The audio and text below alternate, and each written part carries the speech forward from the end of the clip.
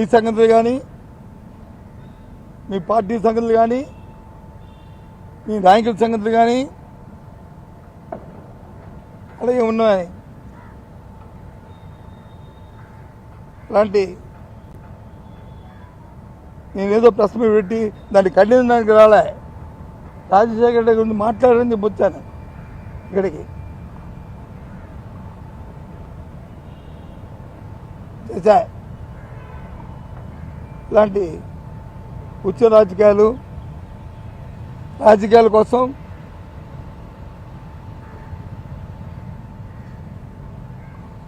పదవుల కోసం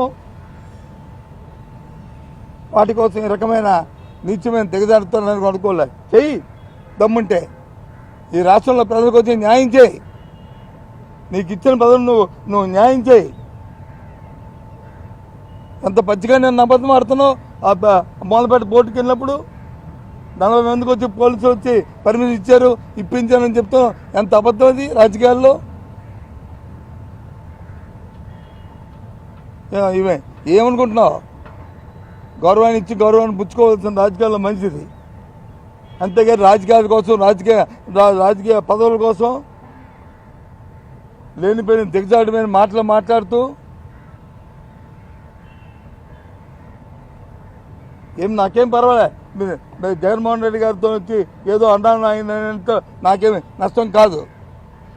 కానీ రాజశేఖర రెడ్డి గారితో అవసరాన్ని తీసుకొచ్చి నువ్వు పెట్టావు కాబట్టి ఇవాళ ఇది మాట్లాడుతున్నా.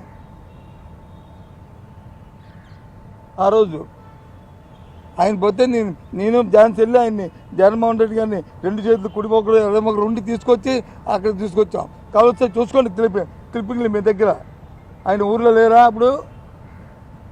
ఆయన మా ఇద్దరం తీసుకెళ్ళదా క్యాంప్ ఆఫీస్లో ఇంటి దగ్గర నుంచి అక్కడికి? ఇది వాస్తవం కాదా? ఏంటి మాటలు? రాజకీయాల కోసం ఏదో మాట్లాడు. మీకు మామగారిని ఇష్టం లేకపోతే ఇష్టం వచ్చి మాట్లాడు. ఏదో అమరావతి నీకు ఇష్టమైతే మాట్లాడు. ఆవిడ అంది కదా, ఎవరు ఆవిడ రేణుకా చౌదరి,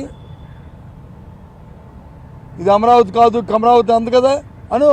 చంద్రబాబు నాయుడు నీకు ఇష్టమైతే కమరావతి అను, నీకు ఇష్టమైతే వచ్చిన నువ్వు తందాంతాన్ని బ్యాండ్ కొట్టుకో.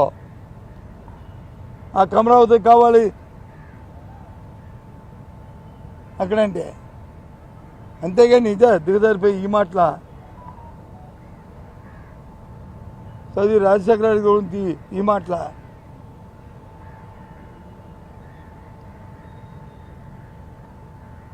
ఆ రోజు రిలయన్స్ మీద చేసినాడు మా వంశీచంద్రరెడ్డి. ఆ రోజు యూత్కాన్ ప్రెసిడెంట్గా ఉండే ఆయన తొలకాంశంతో ఈ సోషల్ మీడియాలో వచ్చినాయి. ఇవి చూసి అది చేస్తే కాదు అని చెప్పి దెబ్బలు ఆపించింది మేమే కదా. ఆ రోజు మేమే కదా. కాదా? వాస్తవం కాదా? ఏంటి మాటలు? నీకు ఇష్టమైతే జగన్మోహన్ రెడ్డి గురించి మాట్లాడు. రాజకీయంతో పోరాటం చేయి. అంతేగాని చనిపోయిన మహానుభావుని రాజశేఖర గారిని తీసుకొస్తావు మళ్ళీ వీధుల్లోకి. ఎందుకు ఆయన తీసుకొస్తావు? ఏం చంద్రబాబు నాయుడు ఇదేనా చాలుగా బుద్ధి?